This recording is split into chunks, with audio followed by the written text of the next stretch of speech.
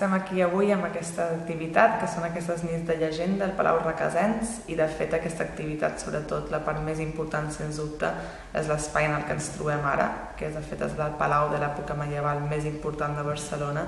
i el que fem en un primer moment de fet és fer un petit recorregut per aquest barri de Sant Just, un barri molt menys conegut que altres de la ciutat i de fet on té un patrimoni impressionant, i es pot poder parlar de fet d'algun dels espais patrimonials i de les restes també més importants relacionades sobretot amb l'època medieval, però també l'excusa per poder descobrir tot tipus d'anècdotes o llegendes o petits secrets que amaguen molts d'aquests carrers i que són desconeguts per gran part de la ciutadania. Després de fer aquest recorregut també tenim l'oportunitat de poder entrar en aquest espai, tenint en compte que és un lloc que generalment té les portes tancades perquè